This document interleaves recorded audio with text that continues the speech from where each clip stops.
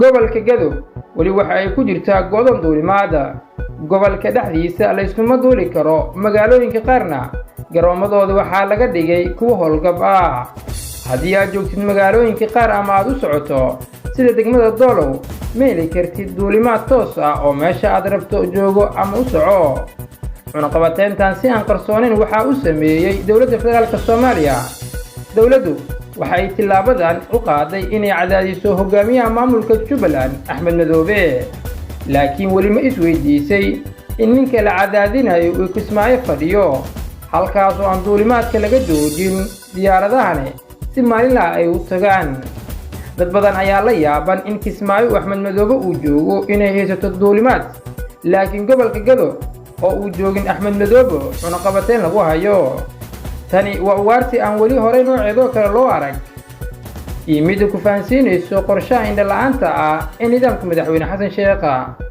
haddii aad doonayso inaad Axmed Madoobe uga adkaato gobolka Gadow dhabahan maahan kii taasi lagu gaari lahaa cadaadis iyo cunaqabateyn laguma kasban karo shacabka iyo guud ahaan qabaa'ilka degan gobolka Gadow waxay ahayd haddii ay dowladda federaalka dan ka leedahay reer Gadow inaanan socdaal kala faragelinin kalmooyinkii mashaariicda dowladda ay bixiso loo badiyo boosas waaweyn oo siyaasadda iyo dowladnimada laga siiyo si ay reer Gadow dowladda dhexe ay u soo raacaan oo Axmed Madoobe ay u tuuraan laakiin qaabka ay ula dhaqmeen Xasan Sheekh iyo Xamse reer Gadow waqtigan waa qorshe xumo bulshada gobolkaasi si nacsiinayso dowladda federaalka ah dhinaca kale fursad cusub u sii abuurayso Axmed Madoobe iyo maamulkiisa shalay waxaa si weyn baraha bulshada ugu baahay geerida haweeney umulaheed oo markii ay dhashay kadib xanuun ku soo booday ugu dambeyntiina diyaarad loo waayay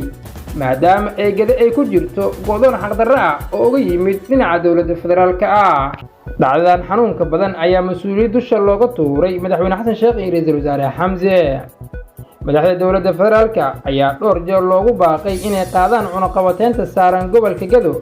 laakiin dhagaha ay ka fureysteen baaqaasi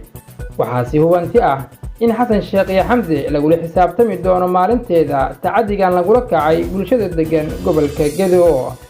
dhinaca kale waxaa si weyn loogu duray heerka baraaruga siyaasiyiinta ka soo jeeda gobolka Gadow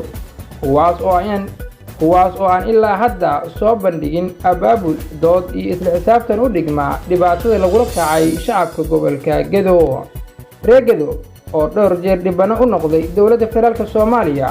waxaa haatan la gudboon siyaasiyiintooda dhaqankooda ganacsatadooda iyo guud ahaan dadkooda waxgalka ah inay isku yimaadaan shir degdeg ah oo ay uga tashtaan tacadigan soo noqnoqday